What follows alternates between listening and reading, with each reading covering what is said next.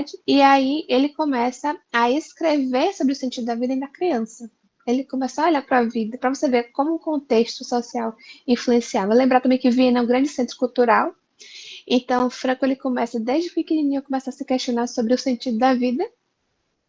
E aí quando ele entra na faculdade de medicina e vê a proporção de suicídios acontecendo ali na Europa, ele começa a se preocupar com isso e ele, enquanto estudante, vai criar os centros de aconselhamento para a juventude, para trabalhar com a prevenção do suicídio. Então, ele começa a escrever sobre a logoterapia. Não dá tempo de falar tudo, gente, mas se Franco ele se corresponde com Freud, ele se corresponde com Adler nesse primeiro momento, ainda enquanto estudante de medicina, ele publica nas revistas de psicanálise que Freud tinha naquele tempo, na Sociedade Psicanalítica. Então ele tem esse discurso aí já nesse momento, ele já produzia muito teoricamente, ainda muito recentemente, muito precoce, né? E, inclusive, ele escreve um livro, o primeiro livro que ele escreve sobre logoterapia, organizadinho. Só que aí ele é atravessado pela questão do nazismo, é levado ao campo de concentração, e nisso ele costura esse primeiro livro dentro de um casaco, tentando preservar os escritos, já que tudo estava sendo destruído. E, como vocês bem já viram em vários filmes, ele também não tem direito a ficar com nada, nem com a própria roupa, e ele perde esse escrito. Então, uma das coisas que ele coloca para ele poder sobreviver ao campo de concentração eu preciso sobreviver para reescrever esse livro para poder publicá-lo. Não vou contar o final da história, se você quiser conhecer, você lê o livro para saber o que aconteceu, mas ai, gente, vou fazer spoiler, tá? Um pouquinho de spoiler. Esse livro é esse aqui, ó. Ah, mas tá bem invertido, né? Psicoterapia e Sentido da Vida. É esse livro que chega pra gente. Mas eu não vou contar como é que ele chega pra gente, tá? Vocês quiserem saber, vocês vão ler aí Em Busca de Sentido. Esse Em Busca de Sentido vai contar muito mais sobre essa experiência que ele tem dentro do campo de concentração, né? E também vai trazer alguns elementos da logoterapia. E se você conhecer também uma parte, né, os lugares onde Frank morou, um pouquinho da história da vida dele, também tem esse documentário que é novo, acho que tem uns 2 anos que ele foi lançado, que fala um pouquinho, né, vai dos lugares onde ele viveu, no hospital onde ele trabalhou. Franco, ele coordenou uma parte do hospital psiquiátrico lá de Viena, que trabalhava justamente com a parte de suicídio. Então percebe que tudo tem a ver com o que a gente está falando aqui hoje. Então, se você quiser conhecer um pouquinho mais sobre ele, sobre a vida dele, tá aqui. E aí, como eu disse, a vida dele por si só é bem interessante. Nessa primeira foto ele de óculos aqui, ó. Nessa primeira foto aqui é ele enquanto um médico recém-formado ali, coordenador de um hospital, né, psiquiátrico, melhor, de um setor, né, de neuropsiquiatria. Aqui já depois do campo de concentração, percebe como ele está bem emagrecido, né? Então, depois que ele sai, por muito pouco não sobreviveu porque estava pesando 40 quilos, né? Aqui já visitando o campo de concentração. Então, são os momentos de vida que Franca vai passando. Ele se torna um professor, né? Honoris causa em várias universidades do mundo. Ele escreve mais de 40 livros. Mas o que eu acho mais interessante não é nada disso. É que era um senhorzinho que com 70 anos estava ali fazendo alpinismo. Era um senhorzinho que desenhava o próprio óculos, que sabia pilotar avião, que fazia caricaturas. Então, é uma pessoa muito interessante, é uma pessoa muito dinâmica, porque encontrava sentido em estar vivendo, mesmo tendo passado todos os horrores da guerra. E quando eu falo isso, você precisa ler Em Busca de Sentido para entender isso que eu estou falando, porque assim, Frankel viveu os horrores da guerra. As pessoas iam para o fio. O que é o fio? A cerca elétrica. Então, muita gente buscava a cerca elétrica para acabar com aquele sofrimento intenso. Pense que era um médico, era um advogado, eram pessoas da alta sociedade que de repente se viam sem nada. Acho que a gente viveu isso muito recentemente com a guerra da Ucrânia, quando a gente vê aquele pessoal todo saindo, né, do seu país, assim, sem nada.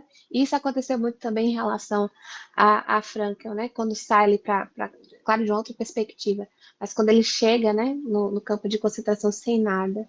Então, é um desafio. Então, ver essa pessoa vivendo tudo isso depois dos horrores que ele viveu, é perceber que a vida tem, sim, um sentido. E aí, uma coisa que eu acho que é bem importante falar da logoterapia, que ela diferencia de tudo de outras perspectivas da psicologia, de outras abordagens teóricas, é a perspectiva de homem. Quem é o homem dentro da logoterapia? O homem é um ser biopsiconoético. Bio você faz ideia do que é, psico também você faz ideia do que é, mas o que seria então esse noético? Então, a ideia do ser biopsiconoético é que nós temos uma dimensão fisiológica, nós temos uma dimensão psicológica, e aí vai residir a cognição, os pensamentos, os desejos, o comportamento. mas nós somos aquilo que nos torna humanos, aquilo que nos torna diferentes de outros seres vivos, é essa dimensão noética. E é nessa dimensão que reside a consciência, a espiritualidade, os valores, a vontade de sentido, a ideia de responsabilidade, liberdade, a arte, a intencionalidade. Tudo isso reside nessa dimensão noética. E isso é muito importante. Por que acontece? Dentro dessa perspectiva, a dimensão biológica e a dimensão psicológica, elas podem adoecer. Afinal, a gente fica doente, a gente fica gripado, a gente tem problemas de saúde, ok? Então, a nossa dimensão biológica, ela adoece. A nossa dimensão psicológica, ela também adoece. Pessoas têm ansiedade, têm depressão, têm inúmeros transtornos mentais. Porém, a dimensão noética, ela nunca adoece. Ninguém vai estar doente da consciência, ninguém vai estar doente dos valores. O que muitas vezes pode acontecer é que esses adoecimentos biopsíquicos, eles podem restringir o nosso acesso à nossa dimensão noética. Se tiver difícil, vocês falem aí, para depois eu contar, trazer mais claro para vocês. Mas a perspectiva é essa. Nessa dimensão noética, uma pessoa com esquizofrenia, por exemplo, ela vai manter preservada a consciência, ela vai manter preservados seus valores. Mas muitas vezes um surto pode fazer com que essa consciência e esses valores eles estejam restritos. E aí ela vai precisar de ajuda para poder trazer de volta essa dimensão noética. Claro, até aqui, dá um joinha se você entender essa perspectiva, que ela é muito importante para frente. Né? Dessa perspectiva do que é essa dimensão biopsiconoética. O homem, em Franca, também é importante entender que o homem ele é um ser único e irrepetível. O que significa isso? Você é único, só existe você, como você não só tem você. Mas, ao mesmo tempo, você é o que ele chama de unitas multiplex, ou seja, somos três dimensões em uma só, e não são divididas. Essas três dimensões que eu mostrei aqui para você é muito mais um conceito, uma forma didática de compreender como é o homem, mas não existe essa divisão. O homem ele é um todo. E tudo que afeta o bio, afeta o psíquico e afeta o noético. Então não tem como a gente falar de uma coisa ou de outra. Apesar de que, como eu falei de novo, a parte noética não adoece.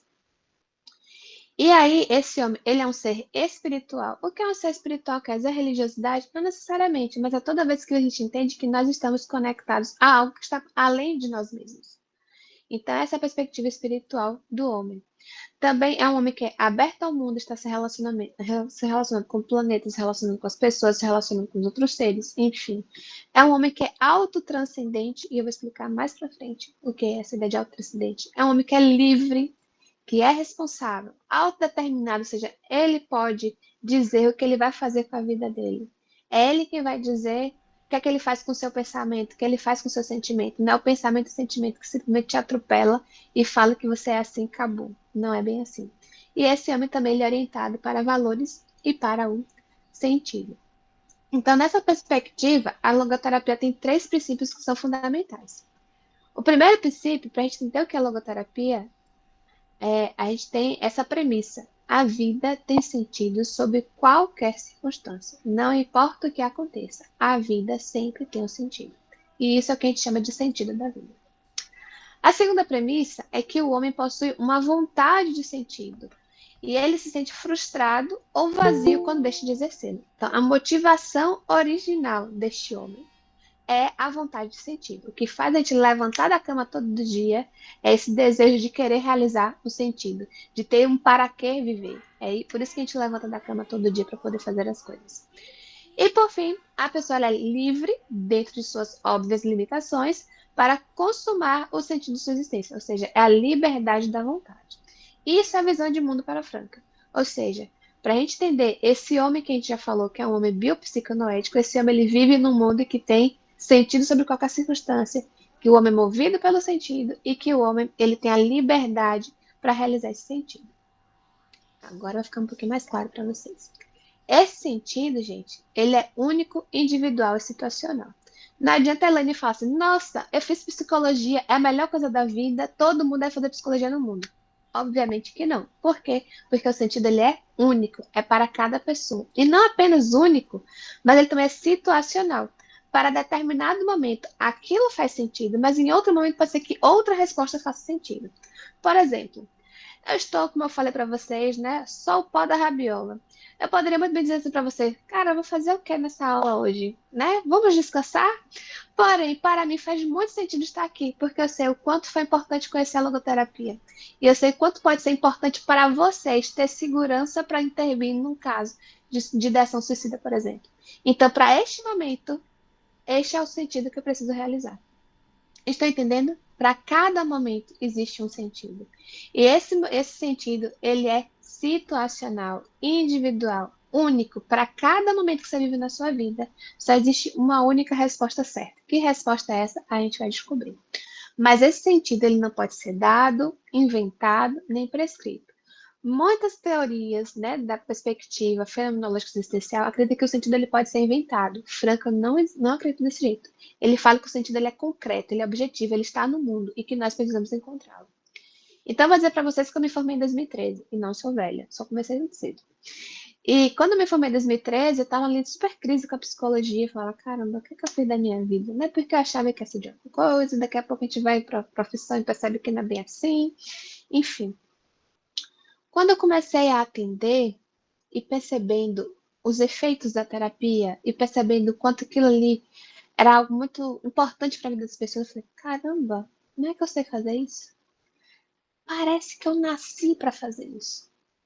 Percebe que não foi meu pai, minha mãe, minha professora, não foi ninguém que disse isso para mim.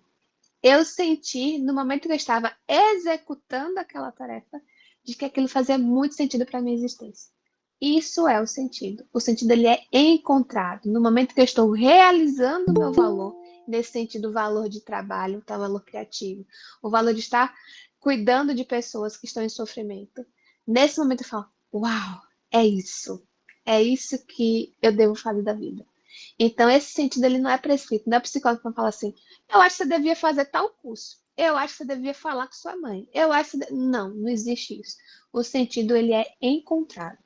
Uma outra perspectiva é que nós temos três sentidos quando a gente fala de sentido. O sentido na vida, que é esse sentido no momento.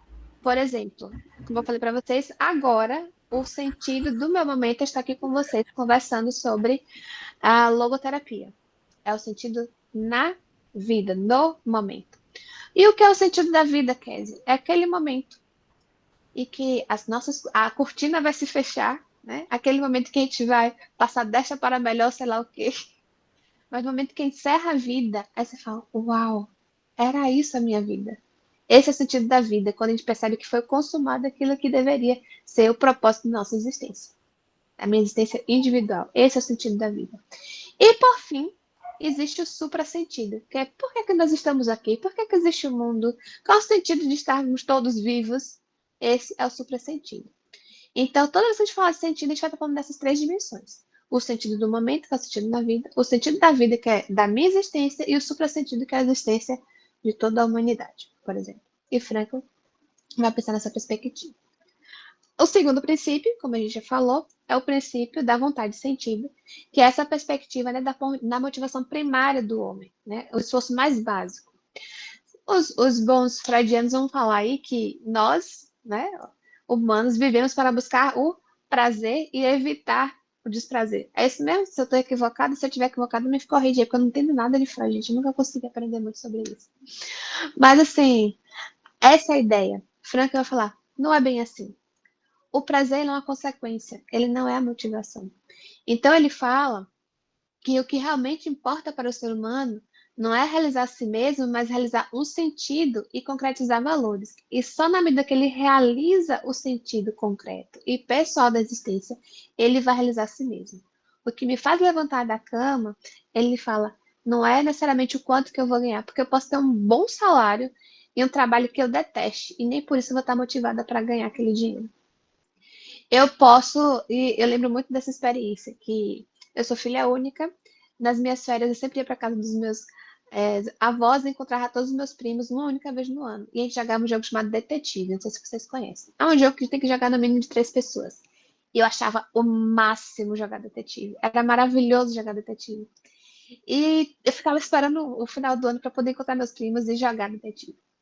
Só que o que aconteceu? Minha mãe um dia me deu detetive, eu fiquei muito feliz da vida. Falei, uau, agora eu tenho detetive, eu vou ter alegria o ano inteiro, não apenas no final do ano, que era nas férias. Mas esqueci de uma coisa. Eu sou filha única. Detetive se joga no mínimo três. Eu teria que ter pai, mãe e eu para poder jogar detetive. A maior frustração da minha vida, porque não tinha a mesma alegria. A alegria não era o detetive. Era a convivência com os meus primos, na casa dos meus avós, nas férias do final do ano. Percebe? Não é a coisa, né? Não é o dinheiro, não é aquela coisa, mas muito mais o sentido que havia de ter aquela relação, aquela convivência com aquelas pessoas. É isso que é a nossa motivação todos os dias. E aí, Franca vai mostrar isso. A gente precisa de uma razão para ser feliz, né? Tanto o prazer quanto o poder. O poder é um meio, é que nos faz chegar ao sentido. O prazer é uma consequência. Toda vez que eu faço isso aqui, ó, corro direto para o prazer, eu tenho uma frustração, porque o sentido ele não é realizado nesse terreno de prazer.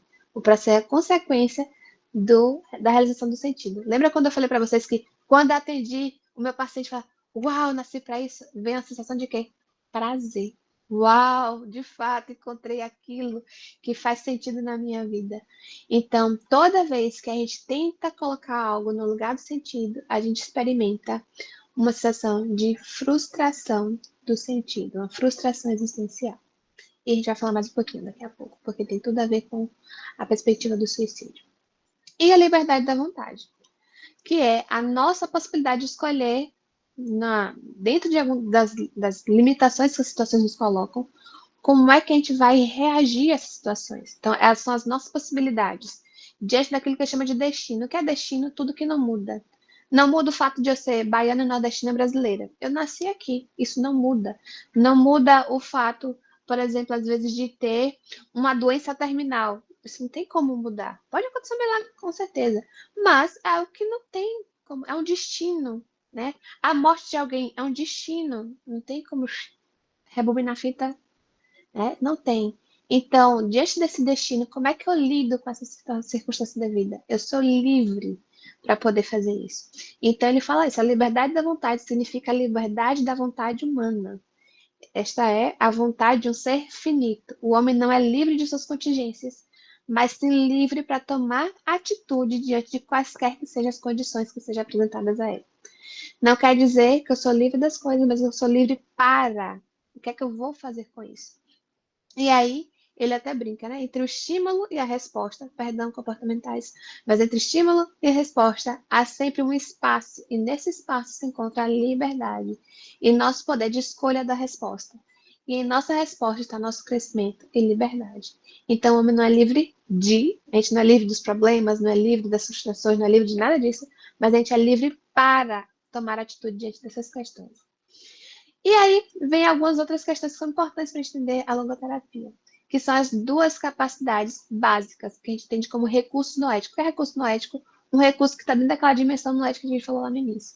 Então, o autodistanciamento, que é essa capacidade que todas as pessoas têm de se distanciar de si mesmo, de uma situação ou de si mesmo. Então, por exemplo, eu tenho um pensamento, tá? Eu tenho uma pré-diabetes e eu gosto de chocolate. E tá chegando o final do ano. Panetone, doces, tarará. Minha cabeça só pensa, eu quero comer chocolate. Muitas vezes parece ser muito mais forte do que eu. Parece.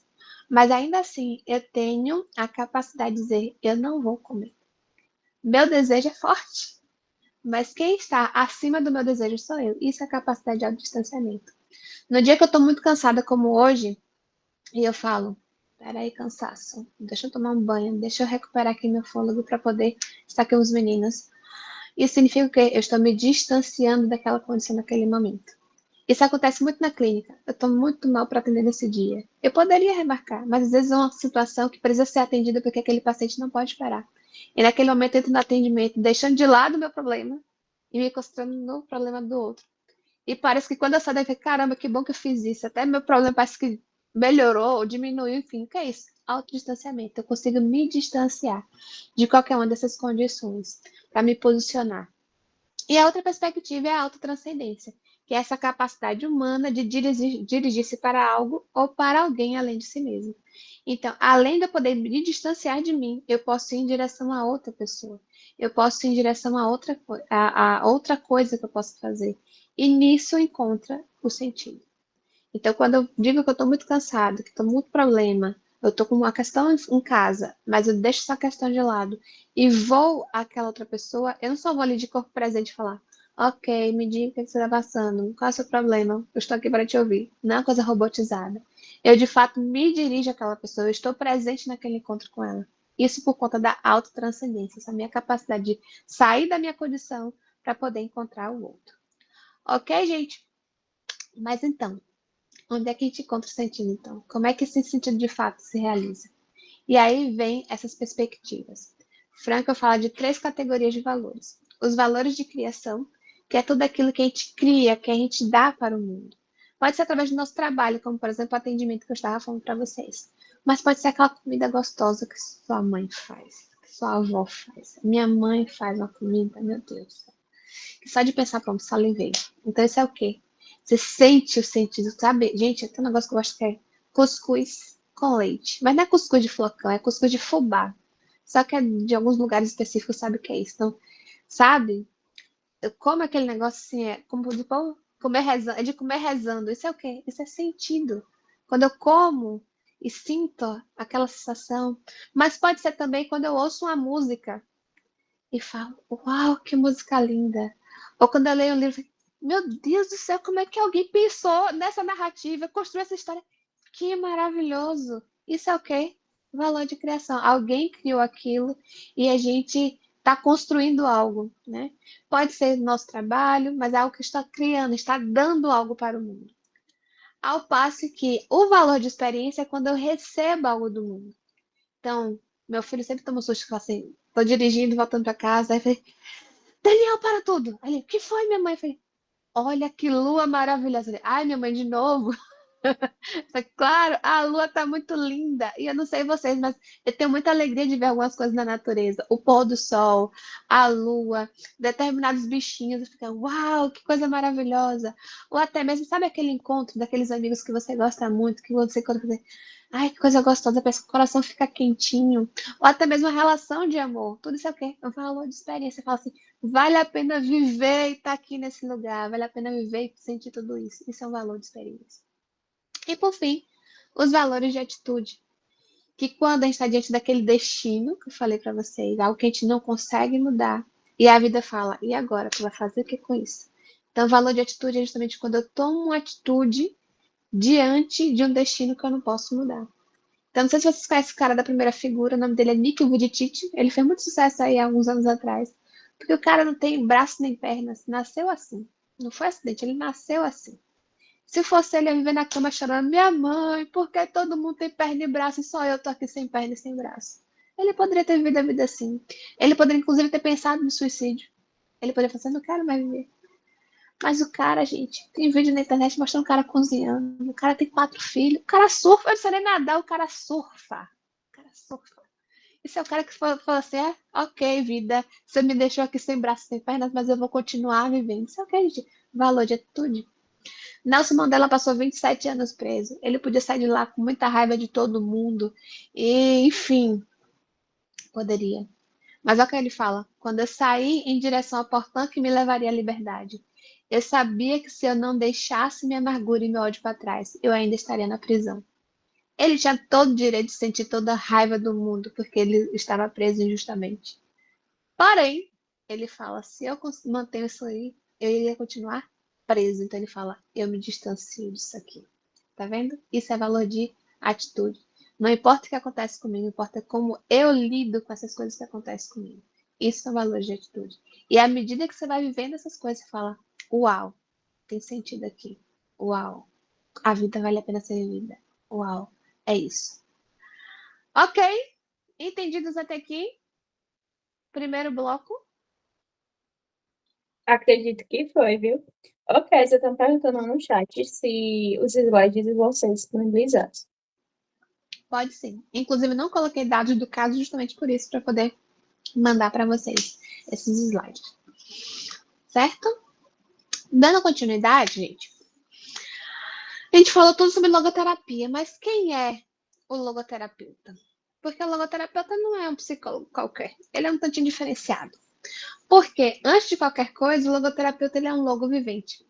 Ele vive aquilo que ele está trabalhando, aquilo que ele é. A logoterapia é algo que a gente acredita de fato.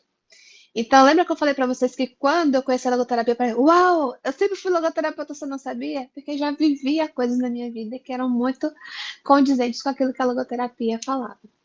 Eu lembro que na minha época de estágio, eu tinha um colega, a gente fazia no nosso estágio, participava era um estágio na unidade básica de saúde. E a gente participava de um grupo de cessação do tabagismo. E aí a gente fazia lá o grupo, enfim, ajudando as pessoas a parar de fumar. Mas o meu colega, ele fumava.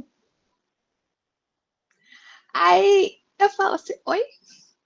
Tem uma coisa estranha aqui. Tipo, aí ele fala, mas não tem nada a ver. Quem quer parar de fumar é eles, não é eu. Eu falei, ok, mas não é meio estranho? E aí, de fato, teve uma sessão, e acontece muito isso com o pessoal que fuma, tem essa necessidade de se manter fumando, né? E tem dificuldade com horas sem fumar.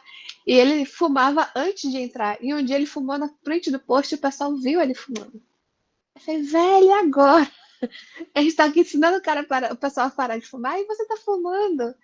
Então, tipo assim, na cabeça dele fazia sentido, mas na minha cabeça ficava assim, não faz sentido nenhum. Entende? Então, assim, a gente precisa ser um logo vivente. A gente não consegue levar as pessoas para um lugar que a gente nunca foi. Não tô dizendo que a gente tem que experimentar todas as experiências, né? Eu tenho que viver aquilo que o paciente está vivendo para eu saber como é que é. Não, não é sobre isso.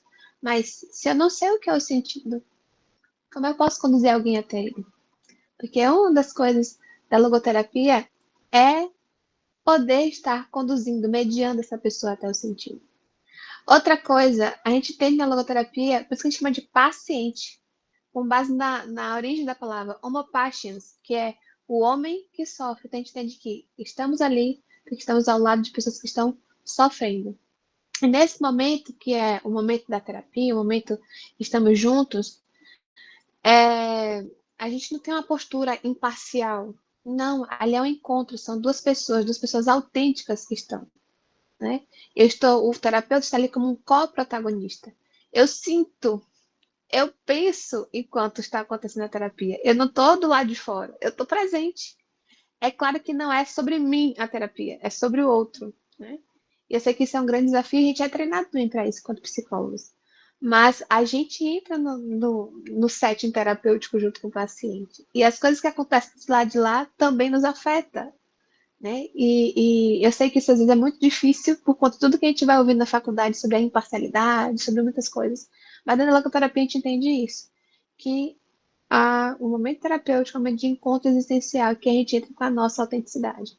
Meu filho fala, minha mãe, você trabalha, você dá muita risada. Cara, faz parte de mim. Eu não queria nunca ir pra clínica, eu falei, cara, tem que ficar fazendo cara de paisagem, assim. Toda pessoa fala, eu, uhum, entendo. Não faz parte de mim essa postura. Então, quando eu descobri que na logoterapia eu podia ser eu, aí tá aí a escuta autêntica do outro. Eu falei, caramba, então eu uso do humor. É o meu estilo terapêutico. Eu sempre isso com as meninas no estágio. Cada pessoa tem seu estilo terapêutico. Esse é o meu, você tem que copiar, você tem que descobrir qual é o estilo que cada um tem, porque cada um de nós tem uma autenticidade. Então é isso. Existe ali uma relação dialógica, não é uma relação simétrica, é uma relação assimétrica, né? Afinal, a gente está ali com conhecimentos, com algumas questões que o paciente não tem, mas estamos numa relação dialógica, a gente não sabe mais sobre ele. Quem mais sabe sobre o paciente é ele mesmo. E não quer dizer que a gente saiba sobre todas as coisas, não quer dizer que a gente tem segurança sobre todas as coisas, mas que a gente se coloca ali numa relação que é horizontalizada para poder estar fazendo aquele cuidado. E uma coisa que é muito importante é ver a pessoa por trás do adoecimento.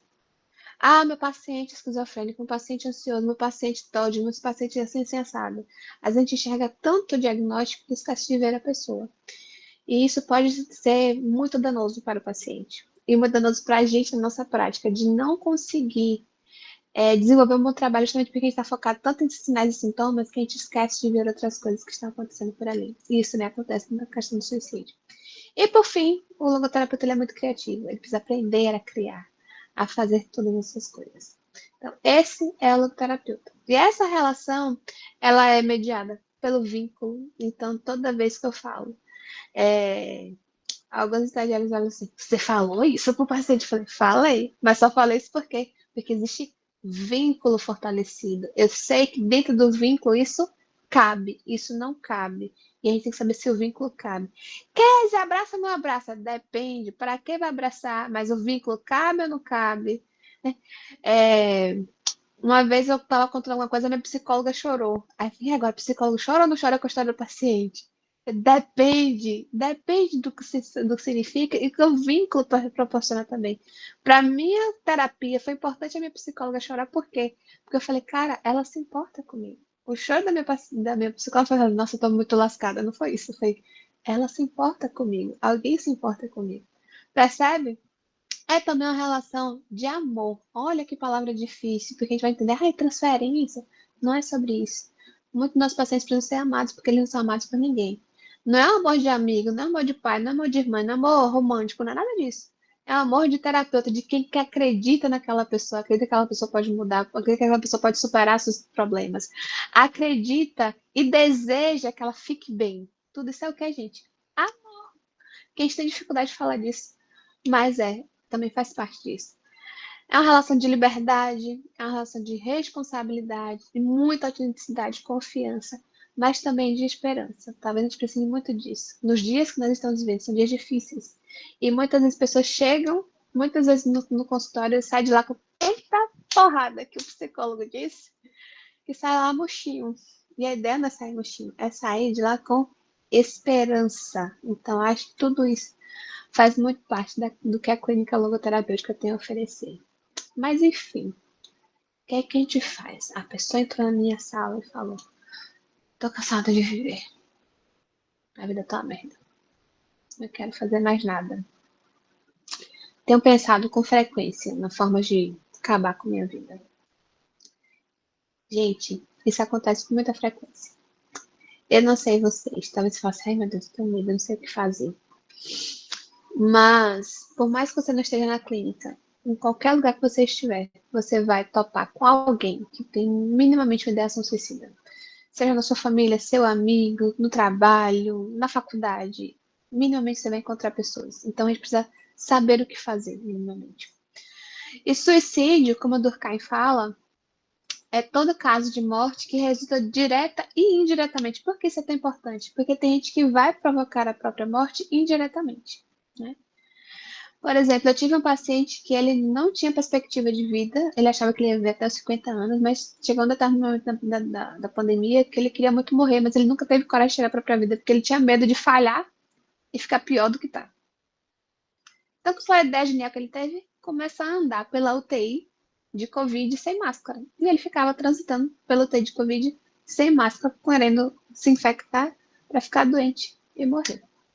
Então, assim, a pessoa não necessariamente criou ali um plano, né, de vou tirar minha vida. Mas, por exemplo, pessoas que têm problemas diabéticos ou sei lá o quê. Não tô falando que é todo diabético, tá, gente? Mas tem gente que come deliberadamente determinadas coisas que não pode, ou se coloca em situações de risco porque estão cansados da vida e não querem mais viver. Então, suicídio não é só aquela pessoa que comprou tal coisa, que fez tal coisa para morrer.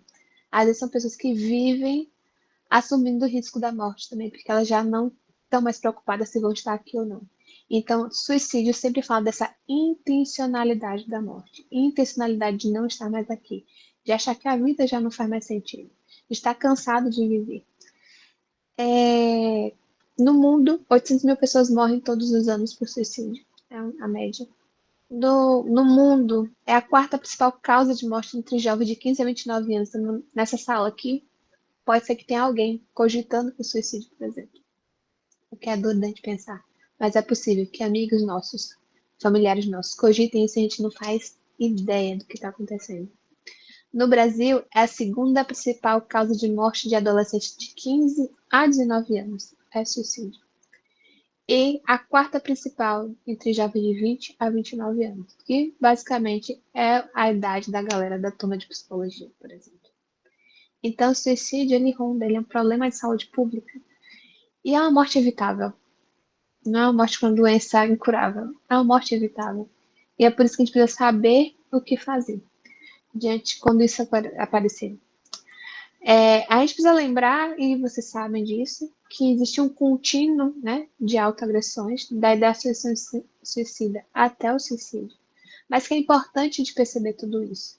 É claro que existem riscos, graus e um monte de outras coisas no meio. Mas a gente precisa sempre perceber tudo isso e entender o que fazer em cada momento. Então, a gente tem a perspectiva da ideação suicida.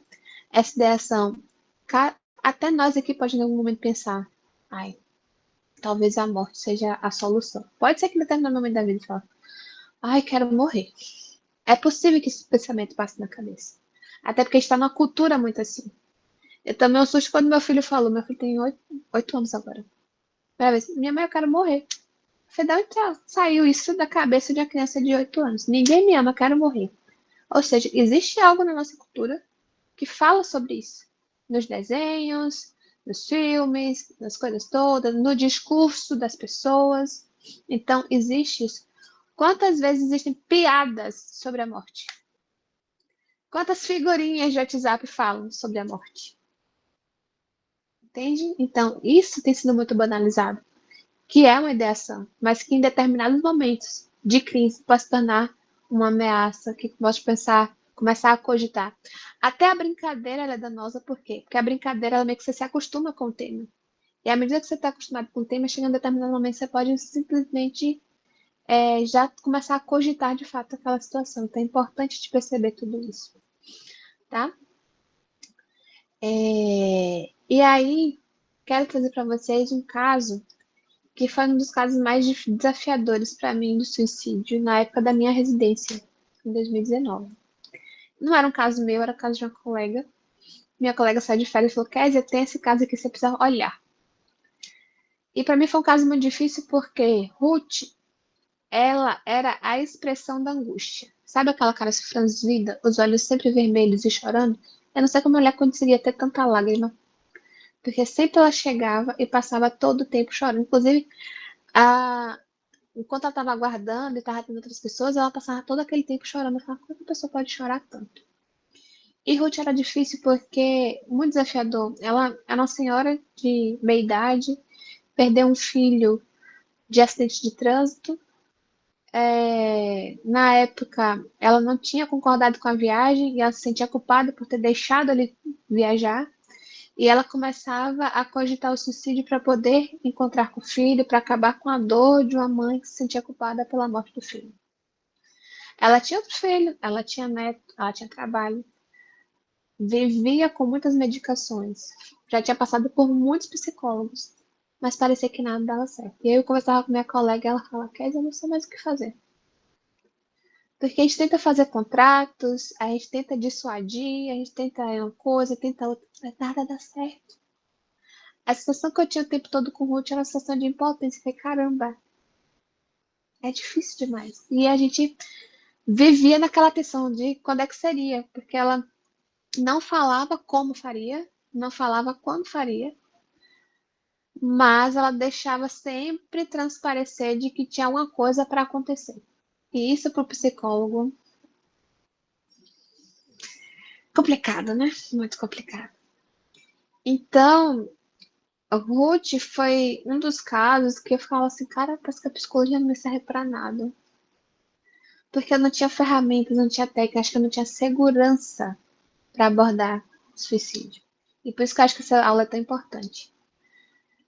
Porque eu acho que é muito importante. Acho que esse ano foi o meu primeiro caso de tentativa grave de suicídio. Eu nunca perdi um paciente por suicídio, mas eu tive muito medo de fato a pessoa conseguir, porque foi muito grave a tentativa.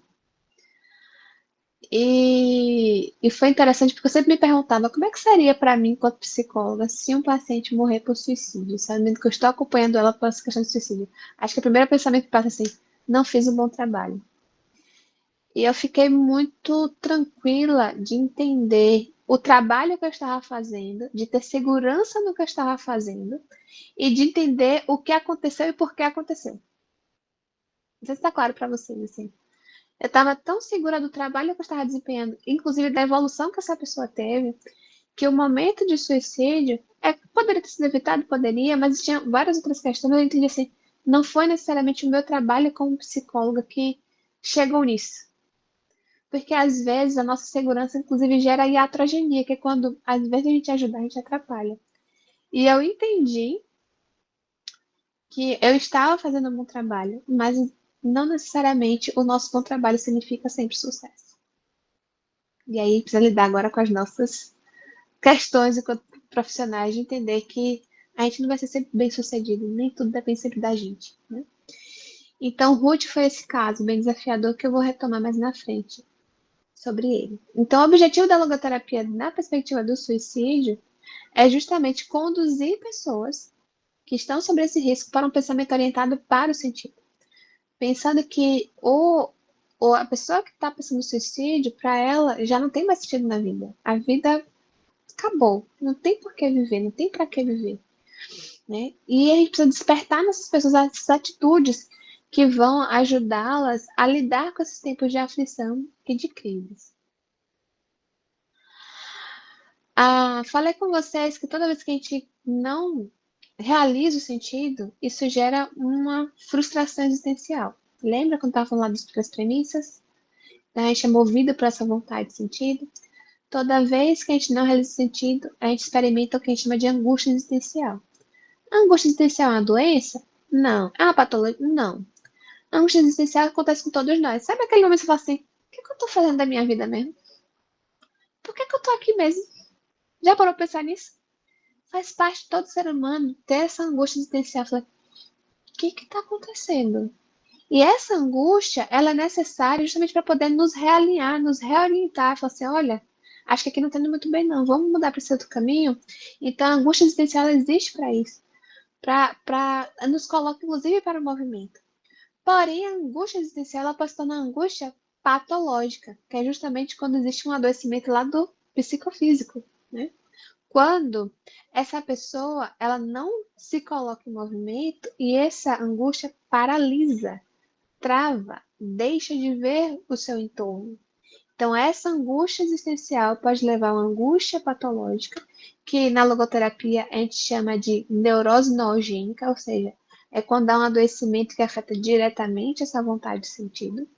A pessoa, a vontade de sentido já não é como se ela está tão restrita que ela já não tem mais esse gás para viver, de buscar o sentido. E uma outra questão que é o vazio existencial. Então, se a pessoa está vivendo uma angústia patológica, ela pode sim incorrer nesse vazio existencial. E aí, perder o sentido de vida. E esse vazio existencial é grave porque, além de perder o sentido, a vida já não fazer mais nenhum sentido, ele também pode restringir a perspectiva de encontrar sentido. Pode se tornar uma barreira a encontrar o sentido. E aí eu estava me lembrando esses dias que quando você atende muito pessoas com ideação suicida, meio que parece que banaliza, parece que todo mundo tem isso. E para mim foi muito interessante atender, estar com uma das estagiárias esses dias, quando ela topou com um caso de ideação suicida, ela vê um jovem, uma pessoa muito jovem, fala assim, eu não quero mais viver, eu quero morrer. Ela fala, como é que alguém pode querer morrer? É muito contraintuitivo, gente. É muito contra a nossa própria natureza. A gente morre de medo de altura, a gente morre de medo de bichinhos. De bichinhos. Eu morro de medo de rã, de rato, de não sei o que lá. Mas morro de medo de cobra. Porque tem algo natural dentro da gente que é a nossa preservação. Então, a pessoa que deseja não estar mais aqui é muito contra tudo isso. Então, a logoterapia ela entende nessa perspectiva de que algo está ali, né? Permeando essa falta, esse sentido, já não tem mais por que viver. E aí, a angústia, como eu falei, se torna uma angústia patológica e gera um adoecimento psicofísico, né? E daí pode surgir, inclusive, questões. Por exemplo, uma pessoa que baixa a vitamina D, ela vai tornar um humor mais deprimido. E isso se associa com outras coisas que podem levar ela a cogitar, por exemplo, o suicídio. Uma pessoa que sofre com uma depressão, ou uma pessoa que já tem uma personalidade, né, mais tendenciosa à melancolia, ela pode sim incorrer mais na ideia do suicídio. Então, a pessoa com a ideação suicida, ela começa a acreditar que existe um sentido na morte. Ou seja, tá tudo ruim na minha vida. O único jeito de resolver é morrendo. E isso, na verdade, é uma falácia, porque não resolve. A morte não resolve. A morte acaba toda a possibilidade da gente realizar sentido. Então é isso que a logoterapia fala. Se há morte, acabou as possibilidades, não existe mais sentido. E aí, Frankl e Lucas, que é uma autora ainda viva também, Lucas, ela escrevendo sobre suicídio, ela vai falar de 3 fatores que são importantes em relação ao comportamento de suicídio. Uma que é o desencadeante atual, ou seja, existem situações de crise que podem levar alguém que está com ideação suicida a de fato começar a planejar e de fato tentar, né, o suicídio. E aí, na logoterapia, a gente chama de tríade trágica: a culpa, a dor ou sofrimento e a morte. Todos nós lidamos com culpa, sofrimento e morte. Faz parte da existência humana. Mas diante da nossa vida, de tanta baixa tolerância à frustração, muitas vezes, determinados sofrimentos se tornam insuportáveis. Então, situações de crise como essa podem desencadear, né, uma tentativa de suicídio. Uma outra perspectiva que na logoterapia também percebe é a questão da indiferença total. E isso está muito associada com o vazio existencial, de começar a pensar uma postura de essa vida não faz mais sentido. Isso é muito interessante também, que existem pessoas que seguem essa perspectiva do niilismo, né? A vida não tem sentido, morreu, acabou, e enfim, a gente não é mais do que carbono, não sei o que lá. E Franco sempre foi muito contra isso, esse reducionismo de somos apenas carbono, né? O que diferencia a gente das estrelas é a temperatura. Franco fala, negativo dobrado, não é assim não.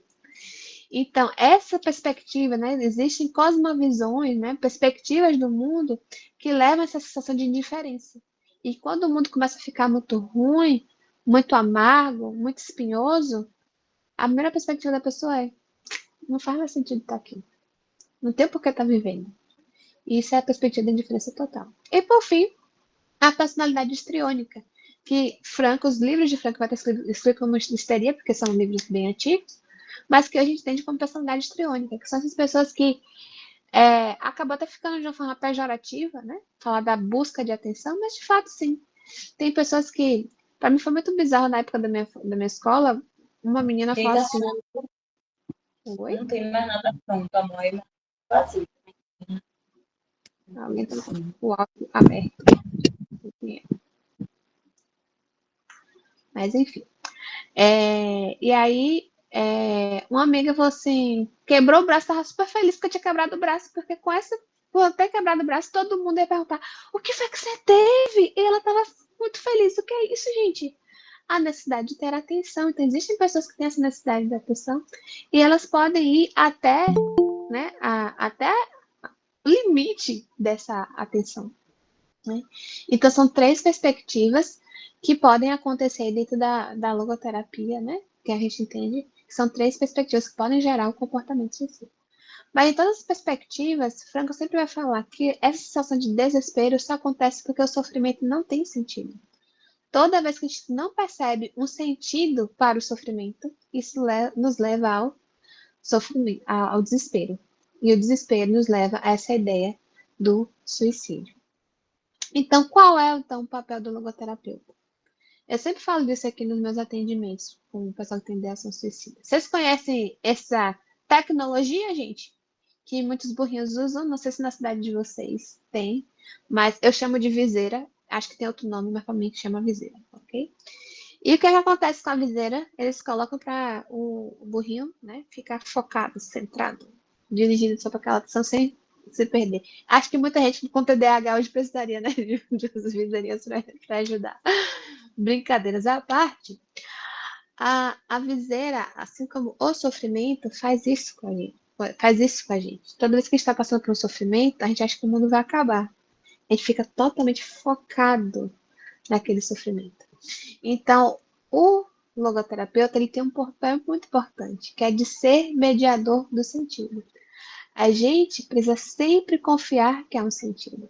Vem cá, gente. Se a pessoa nos procura para ser atendido, se a gente não confia que essa pessoa pode mudar, quem mais vai confiar? Se a gente não confia que aquela pessoa ela pode, né, ter uma história diferente, quem mais vai confiar? Então, nós, enquanto terapeutas, precisamos ter toda a convicção de que sempre há um sentido, inclusive para vidas que estão bem destroçadas. Eu sei que em determinados momentos você fala assim, caramba, a vida de fulano tá tão difícil que até entendo ela não querer mais viver, porque a vida, que vida! Mas mesmo a gente tendo esse pensamento que a gente guarda só pra gente e não comenta, a gente precisa ter sempre a ideia de que essa pessoa ela pode sim, e ela precisa encontrar esse sentido. E aí, enquanto terapeuta, a gente precisa ter essa capacidade de reconhecer as potencialidades, mesmo que o adoecimento esteja tão aflorado que seja difícil de enxergar. A gente precisa enxergar aquilo que está saudável na pessoa. A gente precisa saber o que é que está preservado, o que é que o sofrimento, ou melhor, o que é que essa angústia existencial, ou melhor, a angústia patológica não tocou. O que é que ainda não foi contaminado, vamos dizer assim, o que é que está preservado. E isso está onde? Na dimensão noética. Então a gente precisa reconhecer quais são os valores dessa pessoa. A gente precisa reconhecer qual é a consciência dela. A gente precisa reconhecer em que dimensão a liberdade, a responsabilidade. A gente precisa reconhecer todas essas coisas para que essa pessoa também consiga acessar. Então, nosso papel é alargar este campo, fazer com que a pessoa veja as possibilidades que nesse momento ela não consegue ver porque ela está ali com as viseiras do sofrimento, com as viseiras do vazio existencial. E aí, o que é muito importante para a gente? Mais importante até do que o conteúdo é como a pessoa se comporta diante da ideação suicida. Tem gente que acha que pensamento é uma lei, que só funciona se for desse jeito, né? A rigidez cognitiva. Ah, é assim. Aí, e é assim. É assim mesmo. Tem certeza? E aí a gente precisa ativar uma capacidade que a gente chama de, olha, faz essa anotação aí, antagonismo psiconoético é a capacidade que a gente tem de negar nossos pensamentos, nossos sentimentos, ou seja, de se distanciar deles. Ou seja, o meu pensamento diz que eu sou feia. E isso é verdade? Não necessariamente. Então, antagonismo psiconoético é o quê? É eu começar a questionar os meus pensamentos. Ou começar a agir para além desses pensamentos e dos sentimentos. A gente não pode achar que o sentimento ou o pensamento é uma lei universal para nossas vidas. Não é. O que define, de fato, são os nossos valores, aquilo que é importante para a gente. Então, é muito importante para a gente entender como é que essa pessoa lida com essa ideação suicida. Muito mais importante. E ver como está essa capacidade dela de se distanciar dos pensamentos, por exemplo. Uma outra perspectiva e essa mais delicada, é que a gente precisa apresentar as consequências do suicídio para aqueles que ficam. Muitas vezes a pessoa pensa, por exemplo, eu sou um grande problema para minha família. Eu faço todo mundo sofrer. Acho que é melhor não estar aqui. E ele começa a achar que, de fato, o suicídio é a única solução para aquela questão. Mas muitas vezes não passa pela cabeça do que pode acontecer se essa pessoa morrer por suicídio. Como é que vão ficar seus pais? E as coisas que você faz? Quem vai fazer no seu lugar? Isso é uma ideia de responsabilidade. A gente precisa ter muito cuidado para tratar disso na terapia. Mas é necessário.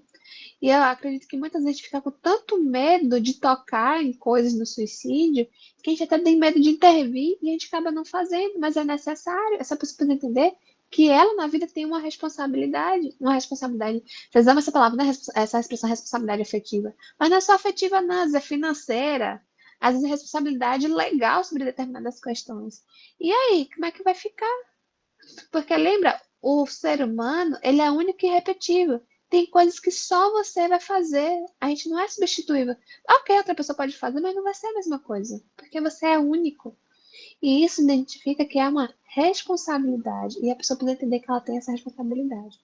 E sempre, sempre, sempre precisamos apelar para o desejo de vida. Sempre precisamos lembrar de que você pode sim realizar valores. Lembra lá valores criativos, valores experienciais, valores de atitude? A gente precisa o tempo todo trazendo isso à mente da pessoa. Não é tentar convencer a pessoa de que vale a pena viver, porque talvez a vida dela de fato não vale a pena viver, não, gente. Tem vida aí que não vale a pena viver, não. Mas a gente pode falar para essa pessoa que apesar de ela não merecer essa vida, ou essa vida não vale a pena viver, ela pode escrever outra vida. Ela pode haver reviravoltas nessa vida. E se ela interrompe a vida nesse momento, tudo que ela tem é essa merda que ela vê até aqui. Desculpa os termos, tá? Mas eu sou muito sincera. Então, é muito importante para você nesse momento entender de que essa pessoa ela pode sim mudar a história da sua vida porque ela tem a liberdade, lembra disso? A gente tem a liberdade para agir diante dos condicionantes que tem na nossa vida. Anota aí as dúvidas que depois a gente vai. E tudo isso precisa ser feito numa perspectiva de esperança. Eu tenho um paciente que ele fala assim, cara, Kézia, várias vezes eu chego aqui, quero acabar com tudo. E é tão bom que quando eu saio, eu preciso passar com você, porque parece que renova a esperança. A terapia é para ser um lugar de renovo de esperança. Não é para ser aquele lugar que chega a dar uns tapas na cara da pessoa e a pessoa fala mochinha assim. Toda que as pessoas choram na terapia. É natural. Ela está sendo confrontada. O confronto faz parte da terapia. Mas ela tem que sair de lá com a sensação de que pode mudar, pode acontecer. Eu sou capaz de fazer acontecer. E quem é que transmite tudo isso, gente? Somos nós. Nós precisamos ter essa capacidade de explorar, de trazer isso para a pessoa. E precisa também trazer à memória aquilo que pode dar esperança para essas pessoas. Como é que você era no passado? Como é que você lidava com isso no passado? A riqueza, mas se ela lembrar do passado, isso piora. Gente, a gente não pode viver pensando no que pode piorar, porque qualquer coisa pode piorar. Mas a gente tem que fazer as intervenções pensando também de que existem intervenções que elas precisam fazer essa pessoa ampliar o leque de possibilidades. E muitas vezes esse leque de possibilidades ele é ampliado olhando para o passado, olhando para os lados, olhando para as pessoas, olhando para as situações. Então, isso é importante. E também pensar no sentido do momento. Entenda que tua vida está muito difícil agora. Mas qual é o sentido desse momento? Para que você está vivendo tudo isso? Tinha um paciente que sofreu 4 acidentes graves e mantinha uma ideação suicida. Eu falei, vem cá, cara. Fala que uma coisa. Se 4 acidentes você não morreu, você não acha que tem alguma coisa nessa vida para você fazer, não? Pensa aqui comigo. Foram 4 oportunidades de morrer. Sem você querer, mas foram 4 oportunidades. Alguma coisa tem para você fazer. E é muito interessante que essa pessoa descobriu o que ela tem para fazer. Porque, olha, uma coisa que o sentido sempre aponta é que, mesmo quando eu não sei qual é o sentido, ou quando eu não sei para que eu estou vivendo, a primeira missão que a gente tem é descobrir para quê. Então, só descobrir para quem já é um motor, já é uma propulsão para buscar esse sentido. Então, precisamos também buscar o sentido do momento. Nesse momento de luto, o que a gente faz? Qual o sentido? Qual a melhor resposta que você precisa dar para este luto? Essa é a perspectiva da resposta. Qual é a melhor resposta que eu dou para esse momento que eu estou vivendo? Tá difícil. E aí, de novo, a gente não vai invalidar nunca o sofrimento da pessoa. Eu não toquei nesses pontos, gente, porque eu acho que isso é meio óbvio, né? Que a gente tem que ter uma escuta empática, validar tudo que a pessoa está sentindo, nunca minimizar a dor, nunca minimizar o sofrimento, nunca, jamais. Mas ao mesmo tempo a gente pode sim questionar, será que essa é a única possibilidade? Será que essa é a única forma de fazer isso? Será que não existe uma outra possibilidade? E aí tá uma coisa que é bem interessante, deixa eu ver se já chega aqui. Vou pular aqui um pouquinho, para vocês entenderem uma coisa. Tem uma intervenção que eu faço muito na clínica. Essa é uma experiência minha e talvez não vai servir para vocês, mas é para vocês se inspirarem nessa experiência. Quando eu era criança, meu pai tinha um videocassete. Alguém conhece o que é videocassete? Um negócio que tinha um bocona assim, que a gente bota na fita, pronto, um videocassete. E aí, meu pai não me deixava dormir tarde, porque tinha hora para dormir, e aí ele gravava os filmes que passava Super Cine, gravava. Lembra, né, gente? Era locadora ou televisão, não tinha negócio de streaming na vida. Acorda pra vida. Então ele gravava o VHS pra gente assistir. E ele gravou esse filme, Uma Lição de Amor. Uma Lição de Amor é... Champagne, ele vai ser uma pessoa com deficiência intelectual que teve um caso esporádico com uma garota de programa. De repente ele acorda um dia e tem um bebezinho na porta dele que é filho dele com essa garota de programa. E ela abandona a criança lá com ele. Só que o cara tem uma deficiência intelectual e a capacidade dele intelectual é de uma criança de 7 anos. E ele começa a criar essa criança com todas as dificuldades do mundo. Ele e o grupinho dele, os colegas dele, que todos com algum tipo de deficiência intelectual também. E ele começa a criar essa criança. E de repente,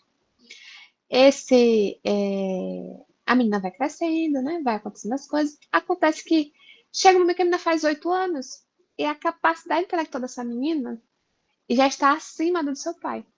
E claro que eles estão nos Estados Unidos, em que a assistência social funciona, e aí a assistente social chegava assim, não dá mais para o senhor cuidar dessa menina, porque o senhor já não tem mais condições. Ela está mais responsável do que o senhor.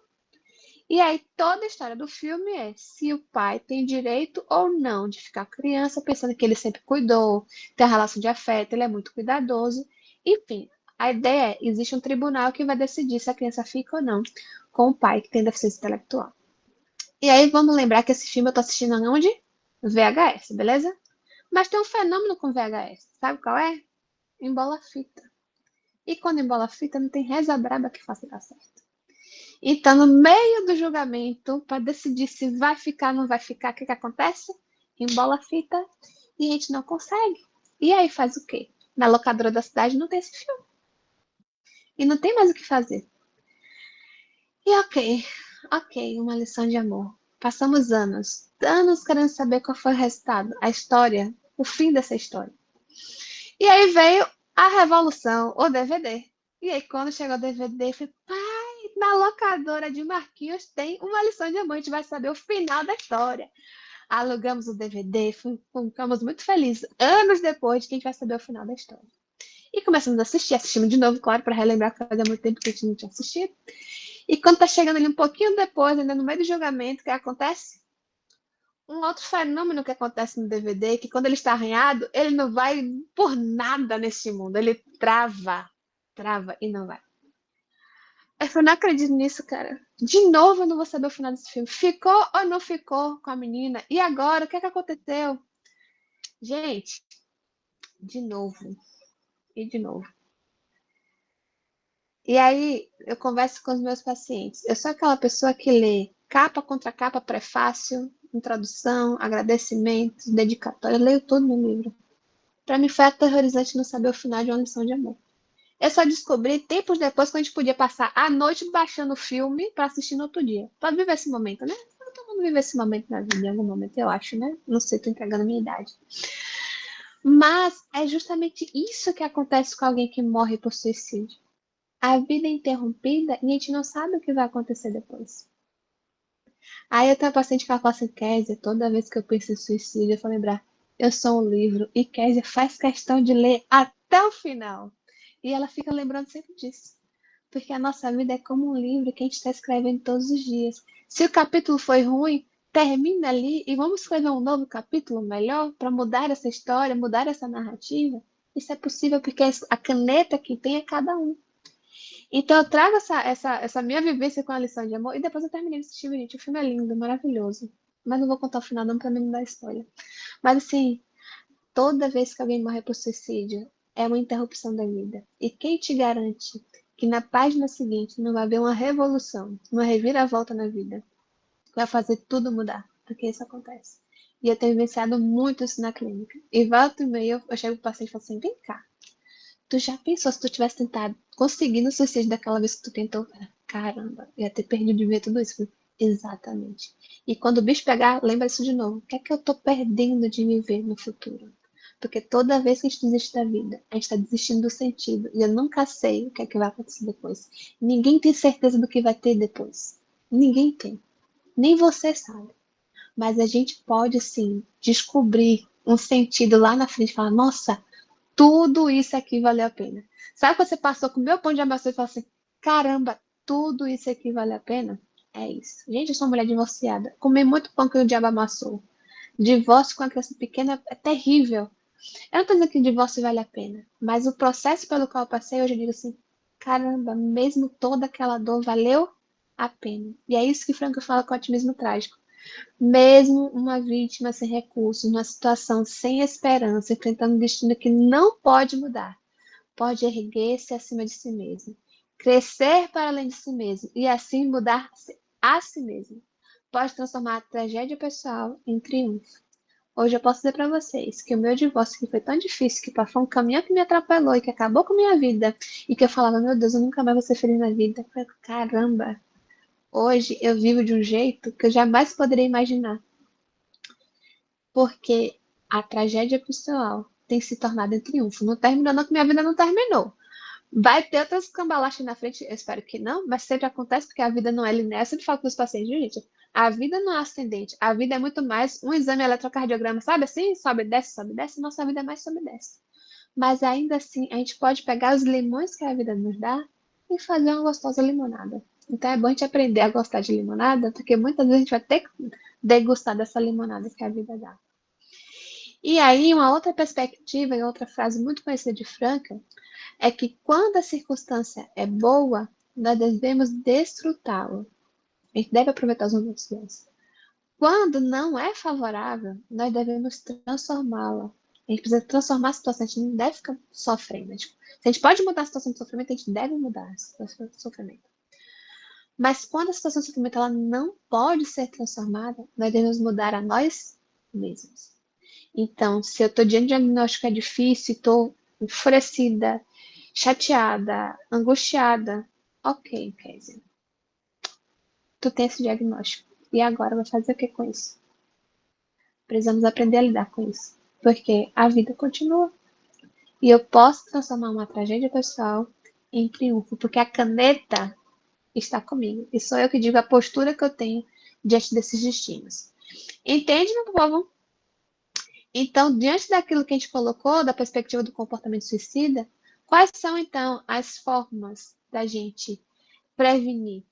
Na perspectiva das situações de crise, né, aqueles momentos difíceis, precisamos trabalhar e ajudar as pessoas a desenvolver aquilo que a gente chama de otimismo trágico, que é justamente pegar as situações difíceis, adversativas, muitas vezes limitantes, e transformá-la a partir do otimismo trágico, que é justamente aquilo, pegar a tragédia pessoal e transformar em triunfo.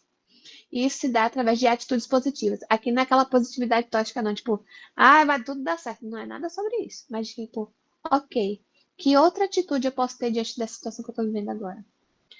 Na perspectiva da indiferença total, precisamos afirmar o tempo todo: existe um sentido incondicional. Não importa o que você está acontecendo, não importa o que você está vivendo. E isso não é só da boca para fora, não, viu, gente? Isso é vivido.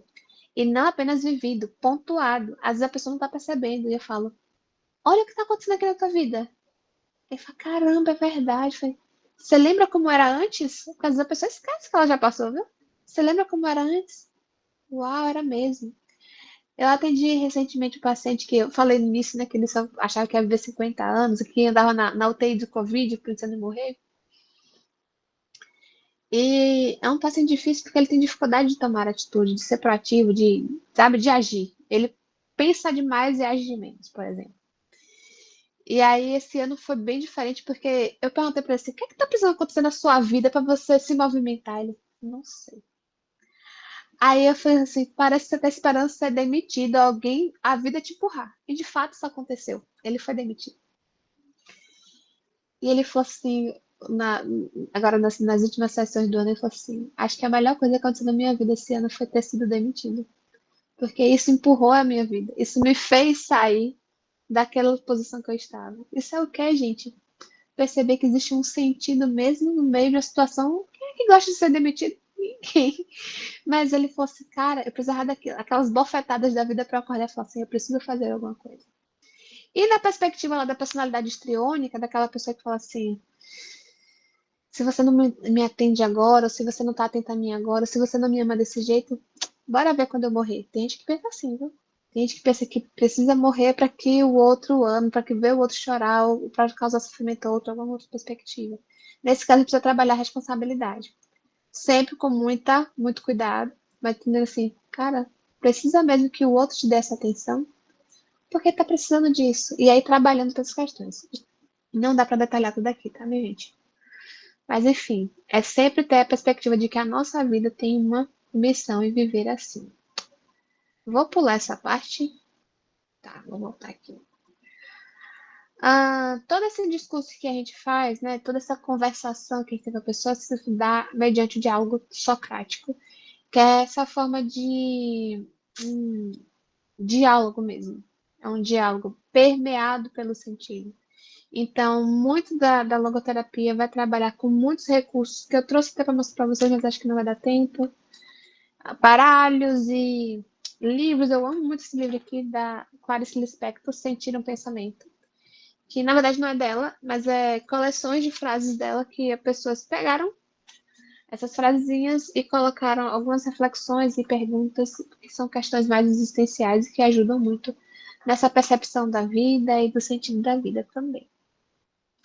Mas o que eu quero focar aqui com vocês é a perspectiva da derreflexão. Existe uma técnica logoterapêutica que se chama derreflexão, que muitas vezes quando a gente está vivendo a situação de sofrimento, a viseirinha fica focado. E é isso que a gente chama de hiperreflexão, ou seja, só está focado naquilo no problema. E uma das perspectivas da logoterapia é fazer a derreflexão, que é de dar um freio nessa hiperreflexão, para de falar sobre isso e vai olhar para outras coisas. Então, muitas vezes, já falando lá do caso Rita, eu acho que uma coisa que eu mudaria no caso Rita, se eu soubesse da logoterapia na época, era não ficar tão focada no suicídio, não ficar tão focada naquela coisa toda que chegava junto com ela no atendimento, mas trabalhar mais a reflexão. Como é que você era antes? Como é que era? O que é que te deixava feliz? Quais são as coisas que você gostaria de aprender? Ou o que é que você gostaria de aprender antes que você não aprendeu ainda? Isso é de reflexão. É trazer essa pessoa para outros lugares, buscando aquilo que pode ser significativo, algo que possa apontar para o sentido na vida dela.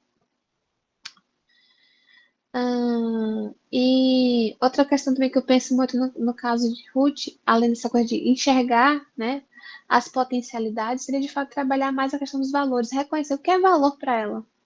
Naquele tempo eu não entendia essa perspectiva de valor, mas eu preciso entender qual é o valor. Uma coisa que eu nunca tive coragem de perguntar para ela, porque ela já estava nesse processo de, sei lá, 3 anos. E que hoje eu perguntaria tranquilamente de, por que você não morreu ainda? O que é que impediu você esse tempo todo de tirar a sua própria vida?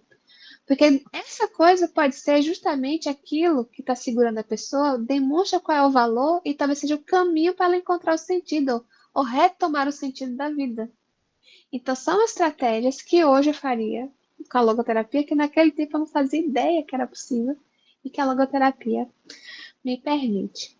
Não continuei com o caso Ruth, como eu falei, não era o meu caso, mas era um caso da minha colega. A gente não sabe o que aconteceu também com ela depois que a gente saiu da residência. Mas, assim, foi um caso que eu carreguei no sentido de entender assim, a gente precisa estar mais bem preparado para poder atender essas pessoas. E aí, uma outra recomendação que eu tenho para vocês, né? Que eu acho que conversa muito com a logoterapia, não sei se alguém já assistiu, se chama O Pior Vizinho do Mundo. Inclusive, tem uma cena muito forte dele tentando suicídio. Né? E a cena é interrompida justamente por uma questão que a logoterapia fala, né? Da de-reflexão. Então, depois, quem quiser assistir, é um filme muito bacana de assistir. Tom Hanks está muito namorado, muito ranzinza, mas é um filme muito maravilhoso para a gente assistir nessa perspectiva. E aí, perguntas? Temos, viu?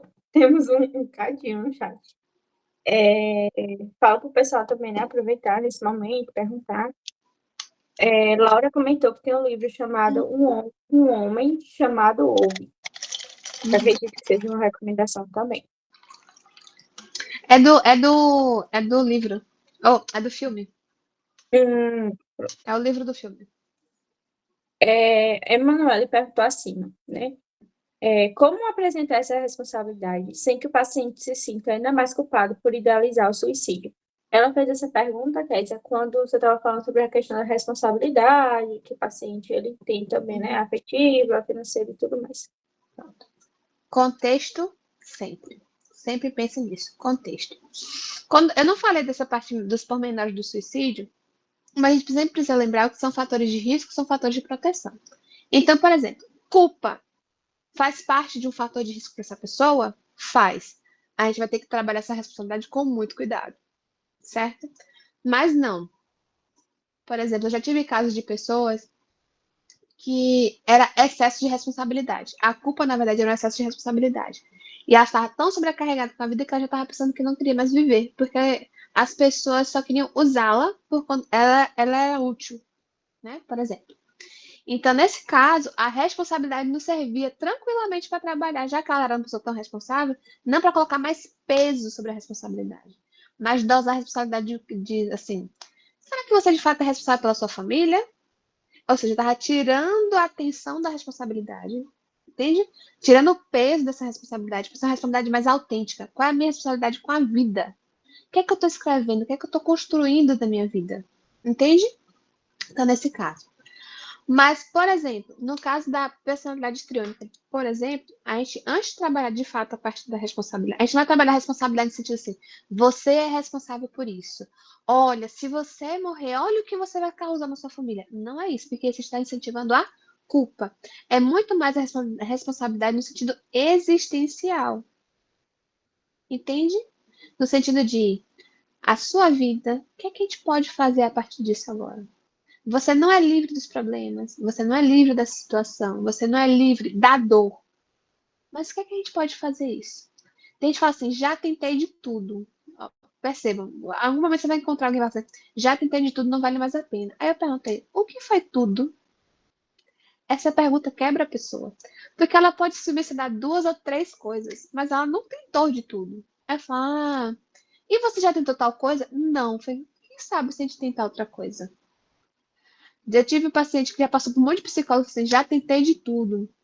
Assim, já tentou de tudo? E comigo, você já tentou? Não, filho, então você vai ter que me dar uma chance também pra gente tentar junto.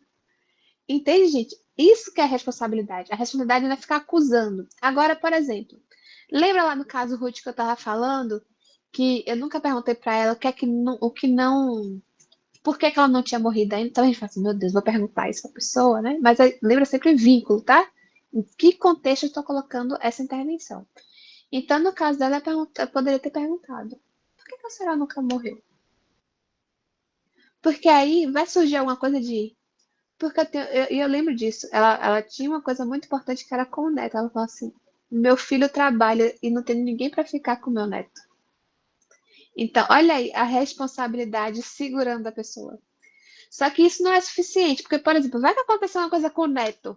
Aí lascou-se, né? Desculpa de novo os termos, eu sou super sincera, gente. Então, a gente tem que fazer de uma forma de que a pessoa não fique sustentada apenas por um fio.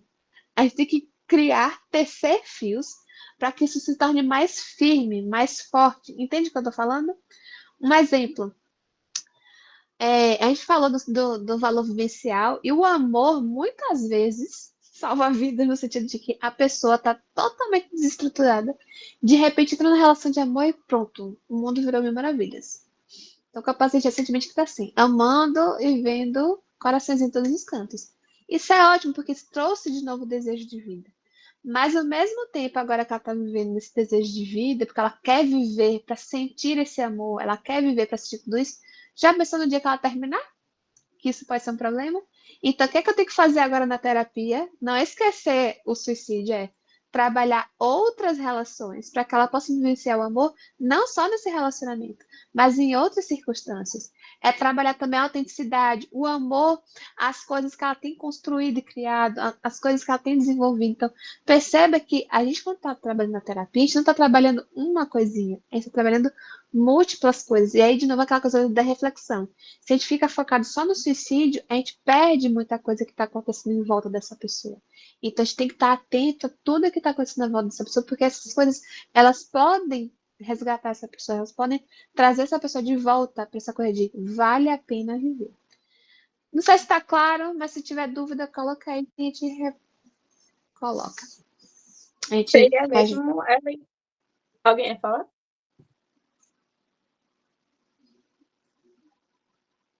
Se fosse, sinaliza. Mas acho que seria mesmo trazer outros valores da própria pessoa, né, Kézia? Para que ela não fique tão fixada em apenas o para sustentar o pilar, né? Que é a pessoa por um todo. Também tivemos outra pergunta, que é como ajudar os idosos com ideação suicida a voltar a ver o sentido da vida? Como voltar a ter esperança em viver quando sua vida está findando? E essa é uma pergunta muito legal, porque é o público que mais atinge, né, o suicídio mesmo. As pessoas sempre associam muito a jovens, mas com idoso é onde o número é maior. E é muito subnotificado, porque às vezes as pessoas não percebem, né, a questão do suicídio entre os idosos. É muito interessante. Mas tem uma coisa que Franco fala que é bem fantástico. Ele fala que justamente a vida ela tem sentido por causa da morte, por causa da finitude. Se a gente vivesse infinitamente, talvez a gente não fosse realizar sentido. Mas justamente porque a vida tem um fim, ela começa a ser vivida com mais intencionalidade. Entende o que eu tô falando? Vou dar um outro exemplo.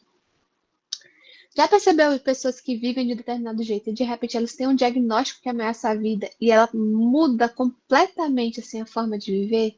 Ela valoriza mais as pessoas, ela valoriza mais o tempo, ela para de olhar para coisas materiais e passa a buscar de fato coisas mais, sabe? Não sei nem qual o termo que eu vou utilizar assim, mas ela começa a ter uma outra perspectiva. É o que Franco chama de giro copérnico, né? A pessoa muda de direção. Vou dar um exemplo para vocês, que é um exemplo vivencial meu, né? Eu fui uma adolescente muito pessimista. Sempre fui muito pessimista. Tive muitos problemas de relacionamento na adolescência, de muitas questões assim. E aí, o que que aconteceu? Eu era muito mal-humorada com a vida. Acho que eu era muito assim, né? E aos 26 anos, se não me engano, foi aos 26 anos, eu fui diagnosticada com câncer no estômago. E foi muito bizarro, porque a minha família, minha mãe tinha tido câncer, minha tia tinha tido câncer. Não, nunca perdemos pessoas por câncer, mas câncer era uma coisa assustadora porque a gente sabia de todo o processo de quimioterapia, de amputação de órgãos e por aí vai. E eu ficava assim, meu Deus, eu vou ter que ficar com a bolsa de cocô. Eu nem sabia que não era nem bolsa de cocô, mas eu ficava só pensando na bolsa de cocô. Aí eu vou ficar sem estômago, eu vou ficar magra, desnutrida, enfim, as várias coisas começaram a acontecer. Tipo, 26 anos eu não tinha nem filha ainda. E foi interessante porque eu comecei a pensar assim, cara, não dá pra viver de qualquer jeito. Porque a vida, a gente não tem todo o tempo do mundo. E é engraçado que quando a gente é jovem, a gente acha que a gente tem todo o tempo do mundo. Mas eu fui caindo na ficha assim, talvez eu não tenha todo o tempo do mundo. Então eu preciso escolher bem as coisas. Quem trabalha comigo sabe que eu tenho muita dificuldade de fazer coisas que eu não acredito. Porque eu acho que meu tempo ele é curto. Na verdade, se a gente viver muito é 90 anos, eu não acho que eu vou viver 90 anos, mas se a gente viver muito é 90 anos, tu tem que saber muito bem quando eu emprego o meu tempo. Você assiste o filme e fala, cara, perdi 1 hora e meia, 2 horas da minha vida assistindo esse filme. É sobre isso. A finitude da vida, ela traz sentido e não o contrário. Primeiro ponto. Segundo, a gente precisa saber o contexto do idoso. Muitas vezes os idosos eles perderam esse sentido da vida por determinadas questões. Por exemplo, os filhos abandonaram, questões de saúde, que às vezes um médico fala assim, o senhor tem diabetes, como se fosse a coisa mais simples do mundo. Gente, um diagnóstico de diabetes é avassalador, porque além de você viver restrito, você vive com medo de perder a visão, perder um membro. Para quem fala assim, você tem diabetes, tem que controlar o açúcar, é fácil. Mas quem vai viver com medicamentos, quem vai viver com os riscos da saúde, isso acaba adoecendo. Mas aí tem outras questões também. Tem as questões de fim de vida que envolvem os sonhos, as frustrações, os sonhos que não foram realizados e muitas outras coisas. Eu acredito, se for paciente, tem um longo trabalho para fazer, mas eu também tenho muitos idosos que não chegam na terapia. E uma coisa que eu amo trabalhar com idosos é que eles gostam de ser ouvidos. Então, se tem uma intervenção que eu faria é perguntar como é que era a sua vida e começar a induzir esse idoso a contar sobre a vida, a falar sobre as coisas que fez, a demonstrar interesse por essa pessoa, para que ela possa ver que ela ainda tem utilidade. Porque o que acontece muito com os idosos na nossa sociedade é que eles se tornaram inúteis. Quando na filosofia, na sociedade oriental, os idosos eles são reconhecidos e valorizados de uma outra forma. Então, talvez a nossa própria cultura esteja fabricando esse sofrimento nos nossos idosos. Então, eu não sei se isso é suficiente, né? Porque também depende de muitas outras questões aí para a gente abordar. Mas eu acho que em idosos, uma das questões muito importantes da gente trabalhar seja essa coisa da escuta, de demonstrar valorização. A gente precisa começar a valorizar as pessoas. Rapidinho, Elaine, eu lembrei de uma coisa que eu tinha uma paciente que ela era praticamente abandonada pela família, assim. E você percebia a coisa da questão do suicídio, mas assim, não vale a pena ver, porque se família, que é a coisa mais básica que a gente deveria ter, eu não tenho amor da minha família, pra que eu vou viver? E aí eu comecei a demonstrar o amor da terapeuta por essa pessoa. Demonstrar o quanto eu me importava com ela, demonstrar como eu ficava feliz. E falar de fato, eu amo você. Olha que coisa importante. E eu sempre colocava assim: eu amo você, eu me importo com sua vida, eu quero ver você bem. Eu vejo você conseguindo aqueles sonhos que você acha que nunca vai conseguir, mas eu vejo você realizando esses sonhos. Isso foi tão, tão sensacional, porque ela falou assim: em determinado momento da minha vida, o que me sustentou foi saber: existe uma pessoa que ainda me ama. Então, às vezes, as pessoas que estão vivendo essa coisa do suicídio é porque elas acham que a vida se esfarelou, não tem mais nada. E a gente, muitas vezes, enquanto terapeutas, temos que nos tornar aquilo que as pessoas precisam, né? É, logicamente, que eu sei que tem muitos estudantes aqui, a gente tem que entender também a questão como é que se chama? De limites, a gente tem que entender muitas, muitas questões aí em relação a tudo isso, né? Que não dá para achar que virou amiguinho, né? A gente tem que entender também a questão das limitações da terapia. Mas entendo que às vezes é necessário a gente colocar tudo isso para a gente poder, como é que fala? A gente precisa colocar isso, né, para as pessoas, para que elas saibam que existe importância, existe valorização, aquela vida ela é importante e vale a pena ela continuar vivendo por isso. Ok? Eu acho que respondeu sim, quer dizer, pelo menos para mim, assim, a pergunta foi bem respondida. Temos outra, que é, e com crianças, existe uma incidência em ideação suicida na infância? Como a logoterapia atuaria com esse público? Uhum, sim. E é bem desafiador o trabalho com crianças, porque a gente sempre acha que a logoterapia ela é muito existencial, muito filosófica, que de fato ela é. E criança não acessa isso. Gente, vamos parar e pensar aqui uma coisa. Tem uma coisa que eu amo trabalhar na clínica, que é com a arte. Então, você peça alguém para desenhar, peça alguém para escrever, principalmente quem está sofrendo. Por exemplo, vamos pensar aqui uma coisa. Clarice Lispector. Quem ama a Clarice aí? Quem fala, nossa, Kézia, Clarice toca na alma aquilo que a gente não sabe expressar, ela sabe expressar. Por que Clarice é assim? Dor e sofrimento. Ela tem uma acessibilidade que doía na alma, mas ao mesmo tempo essa dor era trazida para a arte. Então, muitas vezes a arte é uma expressão noética da pessoa. E isso acontece com a criança. A criança também tem a dimensão noética. Então, a criança consegue expressar isso por meio de brincadeira, por meio do discurso, por meio de desenho. Então, é muito vasto, muito, muito vasto mesmo. O que é muito interessante em relação à criança é que a gente fala assim, gente, criança não tem, é tão inocente que não tem essa perspectiva, né, de pensar na morte. Mas infelizmente tem. Primeiro porque a gente tem crianças tendo vindo situações que eu acho que são mais avassaladoras até do que muitos adultos. Eu estou trabalhando no CREAS, o CREAS trabalha com violação de direitos de crianças. E eu fico olhando assim, gente, se você acha que o mundo é mau, triplica, quintuplica, sei lá. É muito pior do que a gente possa imaginar. Assim, os casos que chegam no CREAS são terríveis, assim, de olhar em relação às crianças. Crianças muito pequenas, de 4, 5, 6 anos, 3 anos, enfim. Então, é quase que esperado que essa criança ela venha desenvolver uma coisa tipo, não vale a pena viver. A vida é muito ruim. É possível sim. Mas o que é que eu tenho trabalhado? Não trabalho com criança, mas trabalho com adolescente. E eu sempre brinco nesse sentido, de que, gente, até os 25 anos a gente está no primeiro terço da vida, vamos dizer assim. Se você viver até os 70, você está no primeiro terço da vida. Quem disse que a vida vai ser sempre assim?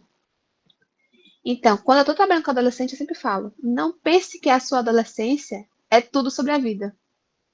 Não é tudo sobre a vida. A adolescência é uma parte da vida.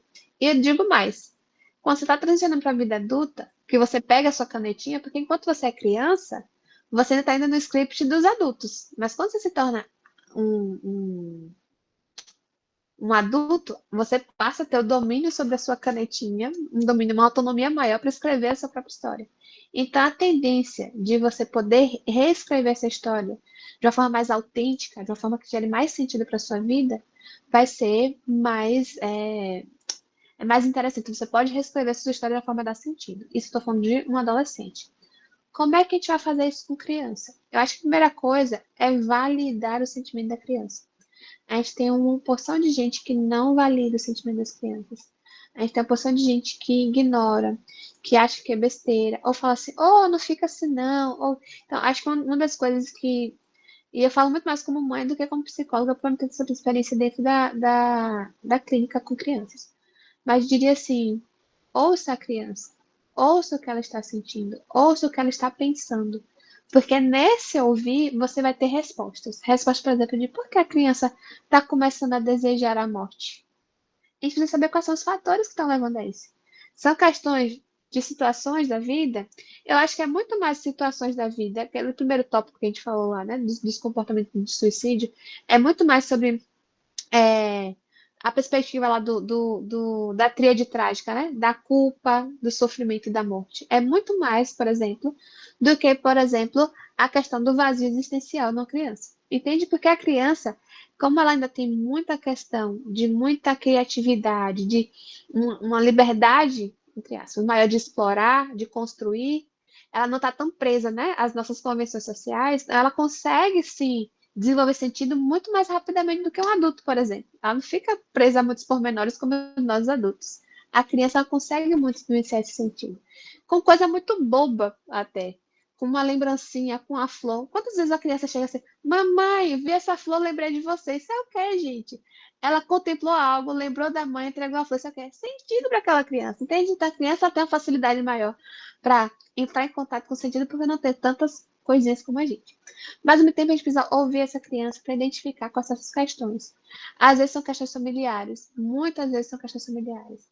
Outras questões são questões de identidade. Uma criança que não está sendo compreendida, uma criança que não está sendo aceita e amada, né? Na sua personalidade. Também tem questão de sexualidade envolvida, mas assim, na personalidade mesmo, você fala assim, nossa, que criança inquieta, que criança. A criança ouve tanto isso que ela parece que não sou mais desejada. Não vale a pena viver porque ninguém tá querendo que eu viva por aqui. Do jeito que eu sou, não presta. Então, tá entendendo essas coisas? A gente precisa ouvir tudo isso para ir tentar. E é possível, sim, trabalhar com o sentido para a criança. Quem quiser, depois eu posso passar uns materiais específicos para a criança, porque tem gente que trabalha com logoterapia aplicada à criança e que vai trabalhar de forma muito lúdica. Trabalhar com contos, na área dos contos, de se colocar no papel dos personagens. A gente faz isso com um adulto também, mas na criança também é possível fazer isso. Eu lembro que teve uma criança que eu estava atendendo, ele falou assim, coloquei lá umas imagens e ele escolheu uma imagem de um leão, acho até de um teste psicológico, lembrei agora. E aí, ele escolheu uma imagem de um leão com a coroa e ele falou, eu sou o Rei Leão. Eu falei, o que é ser o Rei Leão? Todo mundo me obedece, todo mundo faz o que eu desejo. E aí a gente começou a trabalhar mais sobre isso, do que era ser o Rei Leão. Um menino extremamente tímido, que não falava com ninguém, que parecia ser muito retraído, que nunca se a gente imaginar que ele querer uma figura de autoridade ou de liderança, mas que no final talvez ele estivesse o tempo todo sendo tolhido, né? Sendo muitas vezes reprimido nas suas expressões. E que às vezes não era nem timidez, era muito mais a repressão. Então, quando a gente vai dando vazão, né, a essas questões da própria criatividade, trazer a autenticidade da gente entenda que uma autenticidade ela é fundamental para o sentido. Porque o sentido, lembra? Ele é pessoal, ele é individual, situacional. A mesma coisa acontece para as crianças também. Não sei se respondeu, mas enfim. É o que eu consigo falar da minha experiência.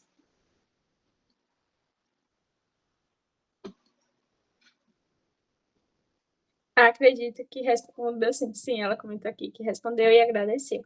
Inclusive, a gente tem outra mensagenzinha também agradecendo pela aula, dizendo que você foi bastante explicativa e fazia tempo que a pessoa não se sentia conectada. Inclusive, ela disse que você deveria estar compondo o quadro de docente de psicologia da Olha aí. UFC. Olha aí, quem sabe? Amém. Um dia, quem sabe? Um dia, quem sabe? O prazer é meu, gente, poder compartilhar. Tem mais Mais um? dúvidas, pessoal? Eu acho que até então não. Tá. Muito bom. Eu trouxe aqui, Elaine, alguns materiais para quem quiser, né? Compreender mais da logoterapia. Logoterapia não é tão fácil de ler, porque são livros do início, né? Do século XX. Franco é filósofo também, então ele tem, né? Mas o que é que eu gosto muito da logoterapia? Que ele é muito didático e ele repete o conteúdo em vários livros para você ir fixando, né?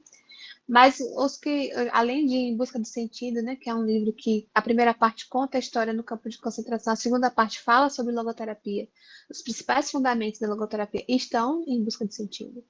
E A Vontade de Sentido, acho que é o livro mais básico, que ele traz, dá um apanhado geralzão, assim, da logoterapia, que eu acho que é muito, muito bom. Quem quiser ler mais, conhecer mais, aprender mais. O livro do Tiago Aquino, que não é o cantor de Arrocha, acho que é Arrocha que o Tiago Aquino canta, né? Logoterapia análise existencial. Eu gosto muitas vezes de alguns autores que eles traduzem, né? Traduzem o que Franco está falando para tornar mais compreensível. Então, Tiago Aquino tem esse livro que ele é muito bom, muito basilar, assim, é muito interessante para quem está querendo aprender mais. Assim como o livro da Elizabeth Lucas, que chama Logoterapia, a força desafiadora do espírito. O termo força desafiadora do espírito é o mesmo sentido de antagonismo noético, né? Então, a ideia de você ter essa capacidade de dizer não, né?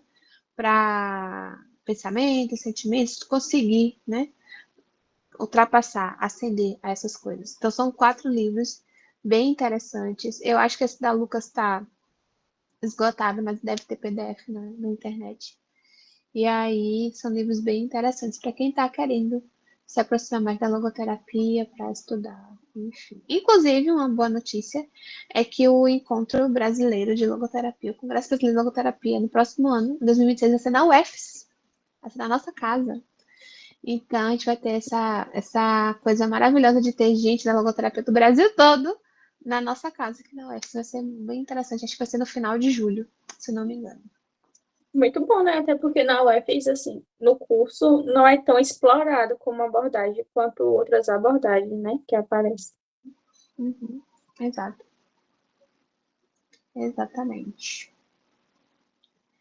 Eu acredito que o pessoal não tenha mais dúvidas. Dessa forma, nosso mini curso de hoje está se encerrando.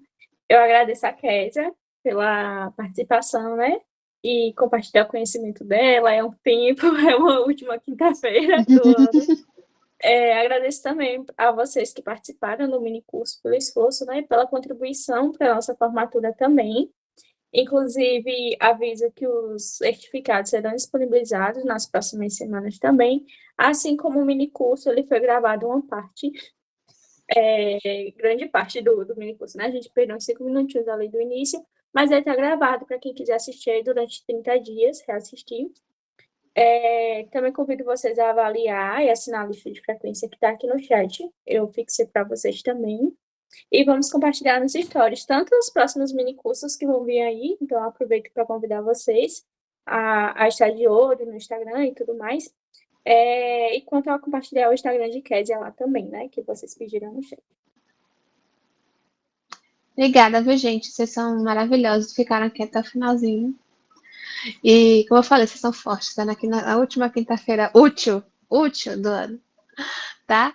Foi um prazer e eu espero poder encontrá-los, né? Por aí, também quiser. Eu não sou muito ativa no meu Instagram profissional, mas pode também, Elaine, passar, se quiser, o meu contato profissional do WhatsApp, que ali eu respondo mais rápido do que no Instagram, porque não sou muito ativa lá. Tenho preguiça real. Tá? Mas muito obrigada, gente. Foi um prazer poder compartilhar e eu espero que tenha sido útil para que vocês possam se sentir um pouco mais seguros para lidar, né, com um tema que é tão desafiador, mas também tão presente na nossa atuação. É isso. Obrigada. Obrigada, Kézia. Obrigada, pessoal. Tchau, tchau. E até o nosso próximo mini curso que vem aí.